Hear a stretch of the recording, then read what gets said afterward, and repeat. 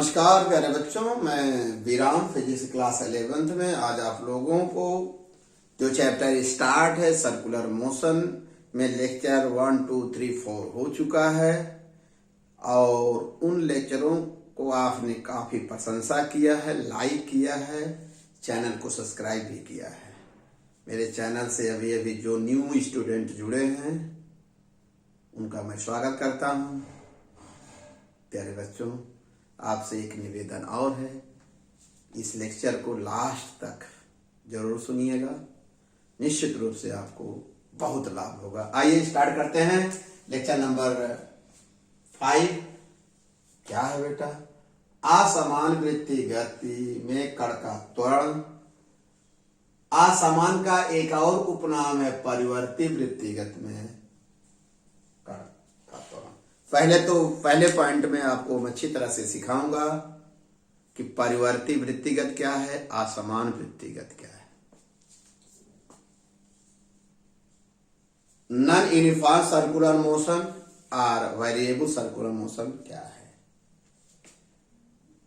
परिभाषा है, लिख सकते हैं, लिख लीजिए।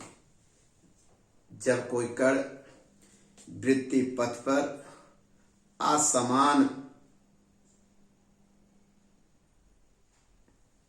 अर्थात एक समान रूप से गति न करे, अर्थात जब कोई कण वृत्त की परिधि पर इस प्रकार गति करे कि उसकी चाल लगातार बदलती रहे, कण की ऐसी गति को क्या कहते हैं? परिवर्ती वृत्तिगत या असमान वृत्तिगत कहते हैं। क्लियर हो गया? अब और जानकारी दे दें। इसके पहले जो लेक्चर नंबर 4 में आपने अच्छी तरह सीखा, लेक्चर नंबर 1 में आपने अच्छी तरह से क्या सीखा? एक समान वृत्तिगत। एक समान वृत्तिगत में कण वृत्त की परिधि पर गति करता था, उसकी चाल नियत थी परंतु दिशा बदल रही थी। यहां भी चाल भी बदलेगी और दिशा भी बदलेगी। माने असमान वृत्तिगत में, नॉन यूनिफॉर्म सर्कुलर मोशन में कण का परिमाण भी बदलेगा और दिशा बदलेगा। इसका मतलब हुआ असमान वृत्तिगत में जो आपने एक चीज एक समान वृत्तिगत में निकाला अपकेंद्र त्वरण, वहां पर परिमाण नियत था, अर्थात परिमाण नियत के कारण जो सिर्फ मात्र एक त्वरण था वह था त्रिज्य त्वरण। अब चूंकि यहां चाल का माने वेग का परिमाण नियत नहीं है, अब इसलिए त्रिज्य त्वरण के साथ साथ वेग के अनुदिश एक अन्य त्वरण होगा। वेग के अनुदिश होगा तो उस त्वरण को स्पर्शरेखी त्वरण कहेंगे। इसका मतलब हुआ असमान वृत्तिगत करते हुए कण में दो प्रकार का त्वरण होगा। एक का नाम होगा अपकेंद्र त्वरण, दूसरे का नाम होगा कौन त्वरण? स्पर्श रेखी त्वरण, टेंजेंशियल एक्सीलरेशन। इसका मतलब हुआ प्यारे बच्चों, जब कोई कण वृत्तिगत कहता है तो इसको गणितीय ढंग से आपको अच्छी तरह सिखाएं तो जानते क्या होगा? वृत्तिगत में जो रेखी त्वरण होगा कण का, उसको दो घटकों में, दो कंपोनेंटों में आप डिवाइड कर सकते हो। पहला होगा जब वेग का परिमाण बदल रहा है, परिभाषा ही है, जब वेग का परिमाण बदलेगा तो स्पर्श रेखी त्वरण कहेंगे। इसको एज ए सिंबल ही लिखेंगे, स्मॉल ए और टी से लिखेंगे। दिशा बदलने के कारण जो त्वरण होगा उसे रेडियल एक्सीलरेशन या अपकेंद्र त्वरण AR से लिखेंगे। एक समान वृत्तिगत में साहब AT बराबर 0 था। किसमें? एक समान वृत्तिगत में स्पर्श रेखी त्वरण 0 था, क्योंकि वेग का परिमाण क्या था? कांस्टेंट था, इसलिए परिवर्तन 0 था, इसलिए स्पर्श रेखी त्वरण 0 था। आपको बेटा और अच्छी तरह देखिए, इसको समझने वाले ये फिगर जरूर बना लीजिएगा। इसके ऊपर आपने फिगर कैसे बनाइएगा तो आप देखिएगा, ये देख रहे हैं ये क्या है? ए आर से रिप्रेजेंट किए हैं। ए आर जो है कौन त्वरण है प्यारे बच्चों? ए आर को हम बोलेंगे, स्मॉल ए आर को बोलेंगे त्रिज्य त्वरण, अवकेयन त्वरण। स्पर्श रेखी जो त्वरण है, जो वेग के अनुदिश है, उसको बोलते हैं एटी से। देख रहे हैं, इन दोनों का जो परिणामी होगा ए आर होगा, ये पूरी अच्छी तरह से बनाइएगा, ठीक है बेटा। आइए अब स्पर्श रेखी त्वरण को गणितीय रूप में जो रिप्रेजेंट करने का तरीका ये है। और अवकेंद्र त्वरण ए आर बराबर आप जानते हैं वी स्क्वायर बाई आर। चूंकि यहां लिखना चाहे तो असमान वृत्तिगत में जो टेंजेंशियल एक्सेलरेशन है और ये क्या रेडियल एक्सेलरेशन, दोनों एक दूसरे के लंबवत होंगे और इनके परिमाण बदलते रहेंगे। जब एक दूसरे के लंबवत होंगे, अतः असमान वृत्तिगत में जो कण का जो परिणामी त्वरण होगा क्या होगा आप जानते हो, वेक्टर क्वांटिटी है, वेक्टर नियम का पालन करेंगे तो आएगा। चूंकि यहाँ थीटा माने दोनों के बीच कोण 90 डिग्री हो रहा है, इसलिए कास थीटा 90 होने के कारण जो फार्मूला लगाओगे आर स्क्वायर बराबर a square plus b square plus 2ab cos theta cos 90 होने के बाद केवल दो ही फैक्टर बचेंगे, a R square plus AT square, a हो गया इसका रिजल्टेंट। अच्छा लगेगा आपको। अब चूंकि जो परिणामी त्वरण है त्रिज्य त्वरण या अवकेयन त्वरण और एटी दोनों का मान बदल रहा है, इसलिए जो परिणामी एक ही त्वरण जो है इसकी दिशा केंद्र की ओर नहीं होगी। किसकी दिशा? परिणामी एक की दिशा किधर नहीं होगी? केंद्र की ओर नहीं होगी। नेक्स्ट में प्यारे बच्चों आपसे हम बता दें, यदि ये जो परिणामी ए है जो आपने निकाला है, ये जिस परिणामी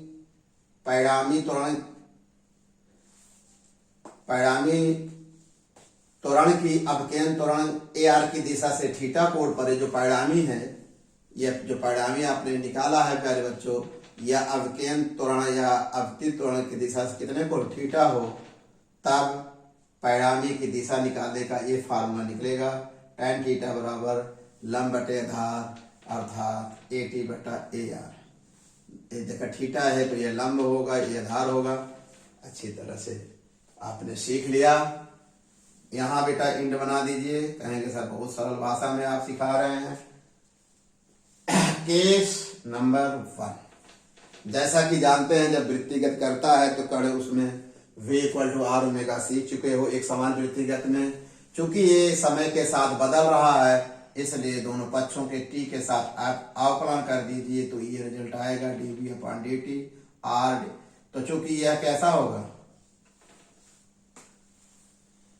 जो वेग का परिमाण है, वेग जो समय के साथ बदल रहा है, तो स्पर्श रेखी जो एक्सीलरेशन होगा ये किसका एक्सीलरेशन के बराबर होगा r। ये क्या होगा? कोणीय त्वरण होगा। कौन त्वरण होगा बेटा? ये कोणीय त्वरण होगा। इसलिए स्पर्श रेखी त्वरण बराबर r इंटू अल्फा। अल्फा माने एंगुलर एक्सीलरेशन कण का। यह एक नया फार्मूला बना और इसका मतलब एटी स्पर्श रेखी त्वरण में ही कोणीय त्वरण आए, ध्यान रखिएगा। स्पर्श रेखी त्वरण में ही क्या आ रहा है? कोणीय त्वरण। इसका जो वेक्टर फॉर्म हुआ a t equal to alpha cross into मत कहिएगा अल्फा क्रॉस आर, जहाँ अल्फा एंगुलर एक्सीलरेशन है, आर पोजीशन वेक्टर होगा, यह आई जे के पदों होगा, ए भी आई जे के पदों होगा, आपको पता है। फिर डिटरमिनेंट से इसका कैलकुलेशन होगा, बहुत लंबी फिजिक्स होगी, आप कर लेंगे। तो केस नंबर 2 स्पर्श रेखी जो फोर्स होगा या 30 equal to m into f equal to m में से, तो यह होगा स्पर्श रेखी त्वरण। ये हो गया। आइए बेटा इस टॉपिक पर आधारित एक छोटा से न्यूमेरिकल आपको सिखा दूं, तो ताकि कंसेप्ट पूरी तरह से क्लियर हो जाएगा। फिजिक्स में न्यूमेरिकल के बिना कंसेप्ट क्लियर नहीं होता।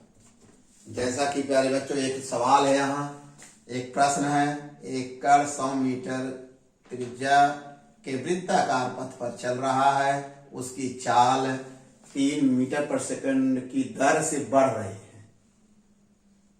3 मीटर पर सेकंड की दर से क्या हो रही है, बढ़ रही है। जब चाल बढ़कर कितना हो रहा है, 20 मीटर पर सेकंड हो रहा है, तो आप ज्ञात कीजिए, अवकेंद्र त्वरण ज्ञात करना है, परिणामी त्वरण ज्ञात करना है, परिणामी की दिशा ज्ञात करना है, जो इसी टॉपिक पर आधारित है। आइए आपको हल करना सिखा दें सरल से सरल मेथड में, ताकि जो बच्चे हमारे चैनल से जुड़े हैं, जिनको फिजिक्स में प्रॉब्लम, न्यूमेरिकल में प्रॉब्लम होती है, प्रॉब्लम नहीं होगी। इस सवाल को पढ़ते हैं। जो वृत्ति पथ की त्रिज्या है, इस सवाल r बराबर आप कितना लिखेंगे, 100 मीटर। कहेंगे सर बहुत सरल हो गया, क्योंकि 3 मीटर पर सेकंड स्क्वायर त्वरण है। त्वरण का मतलब मीटर पर त्वरण, मतलब त्वरण क्या हो रहा है, दर से बढ़ रहा है, तो ये, और फिर क्या हो रहा है, उसकी चाल बढ़कर कितनी हो जा रही है, 20 मीटर। जो पथ पर चल रहा है बढ़कर 20 मीटर पर सेकंड के, इस पथ पर किस चाल से चल रहा है, या 20 मीटर पर सेकंड। तो पहले तो आप ये जो होगा, ये तो होगा 80 करा, वृत्ति पथ पर इतने मीटर की दर से क्या कर रहा है, चल रहा है, उसका वेग क्या हो रहा है, बढ़ रहा है। तो उसकी चाल इतना मीटर, माने ये त्वरण है, अर्थात इस त्वरण से बढ़ रहा है, इसका मतलब ये स्पर्श रेखी त्वरण हो गया 3 मीटर प्रति सेकंड स्क्वायर। अभी और समझाएंगे, बार बार समझाएंगे। अब उसकी चाल बढ़कर इतनी चाल बढ़ रही है, इस त्वरण से चाल इतनी हो गई, तो इसका मतलब आपको निकालना पड़ेगा AR, चूंकि इतने चाल से गति कर रहा है, तो V²/R। V का मान कितना, 20 × 20/R 100। इसको हल कर दीजिए तो ये निकल आया 4 मीटर पर सेकंड। देख रहे हैं, अब केंद्र त्वरण का मान जो आया, ये 4 मीटर पर सेकंड आ गया, और जो त्वरण से उसकी चाल बढ़ रही थी, यह स्पर्श रेखी त्वरण हो गया। यह कौन त्वरण हो गया, अब के त्रिज्य त्वरण आ गया। पहला सवाल तो क्लियर हो गया, यह पहला सवाल हो गया। दूसरा सवाल जो कह रहा है परिणामी तो आपको पता है, A बराबर √AR² प्लस AT²। वैल्यू रख दीजिए 4² प्लस 3² √16 प्लस 9√25 बराबर हो गया कितना, 5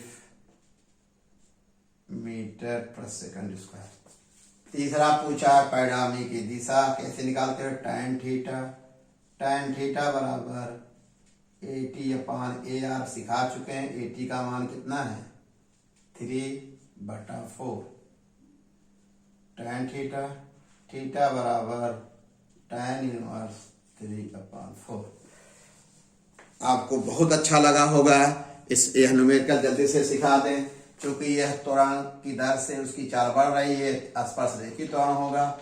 जब मैक्सिमम चाल जिस चाल से चलने लगेगा, वही कण की चाल मानी जाएगी। इस चाल से अवकेंद्र त्वरण निकलेगा।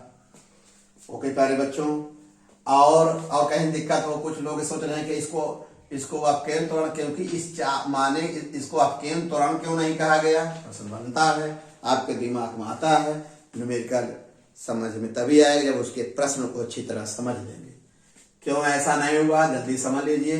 क्योंकि कह रहा है उसकी चाल इतनी मीटर पर सेकंड स्क्वायर की दर से बढ़ रही, चाल बढ़ रही है, चाल में परिवर्तन हो रहा है। इसका चाल बढ़ाने का जो त्वरण होगा, चाल बढ़ने के त्वरण को आप क्या कहते हैं, स्पर्श रेखी त्वरण। और मैक्सिमम कितनी चाल, किस चाल से बढ़कर इतनी हो जा रही है, अर्थात उस कण की चाल होगी। कण की चाल से आप अवकेंद्र त्वरण निकाल लेंगे, जिससे घट रहा बढ़ रहा हो वो क्या हो जाएगा, स्पर्श रेखी त्वरण होगी। शेष काम प्यारे बच्चों आप कर लीजिएगा, निश्चित रूप से आपको समझ में आएगा। एक काम जरूर करना है, नोट्स बनाने की आदत डालिए। वैसे मेरे प्ले लिस्ट में सब नोट्स रहेगा, लेकिन आप खुद लिखने की आदत डालिए, क्योंकि एग्जाम आपको देना है, कंपटीशन आपको देना है। जब तक नोट्स नहीं बनेगा, जब तक आप उसका रिकॉर्ड नहीं बनाओगे, तब तक कंसेप्ट क्लियर नहीं होता। ओके बेटा, बहुत अच्छा लगा। चैनल से लोगों को कहिए जुड़े, मेरे चैनल का लाभ उठाएं।